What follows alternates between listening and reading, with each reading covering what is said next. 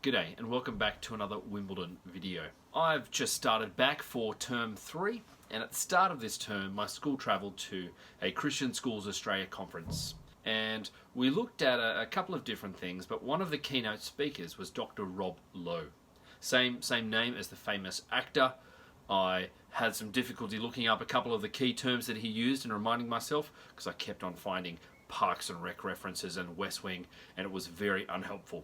But anyway, Dr. Rob Lowe was a passionate speaker, and he took part in he called it the Relational Schools Project. He was asking students about the closeness of their relationships with students and with teachers, but they were basically seeking to find links between students' well-being and the relationships that they held.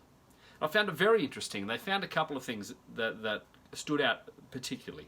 First of all, basically, they found that regardless of a student's upbringing, home life, their gender, ethnicity, they basically showed strong and higher rates of well-being if a student was seen to have or felt that they had a close friend.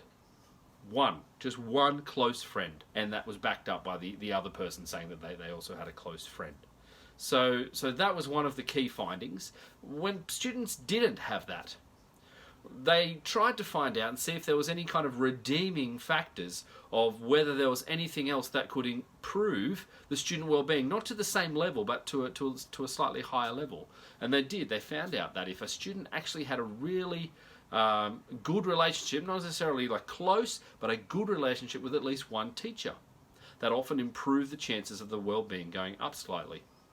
And so it was a really interesting kind of look at, so they went through some of the science of it, but it was a really helpful conference to think through what are relationships like with my students. And there's a whole bunch of findings that we have in academic educational circles going back decades that were talked about and were cited that shows that the absolute crucial need for students to feel like they're in a good place in a classroom, that they trust the teacher, that there's relatively good relations between those in the classroom, and the strong impact that has on learning. So as a teacher, it was really interesting for me, and I'm finding myself, because it's the start of term, saying really a lot. I apologise for that, but I found it interesting that the correlation was so strong for that. And it made me think about it, and I wonder if, as fellow teachers, it might make you think as well, or how much am I actually thinking intentionally about not just my relationship with students, but about the relationship of the students in my class? Do I have a class seating plan? Or does everyone sit wherever they want so natural cliques form?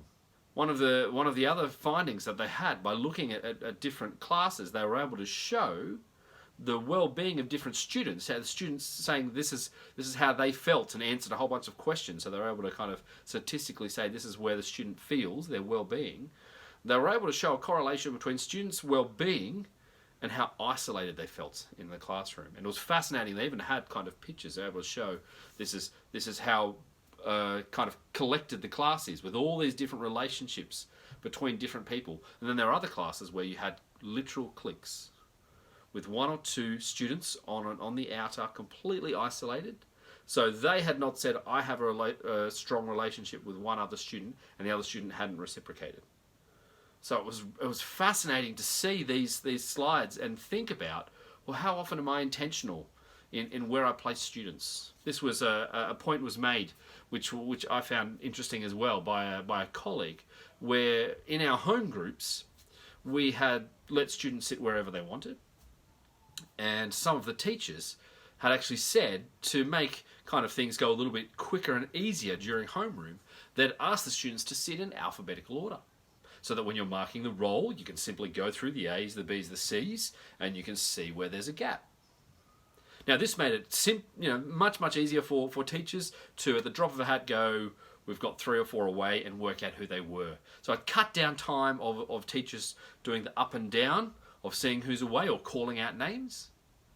But also, unbeknownst to those teachers, some students have spoken to teachers and said how much better it is for them, for people who may have struggled in the past of where to sit of who to talk to, they now are finding themselves forced to sit next to people, and we have relationships forming and students talking who wouldn't normally speak to each other.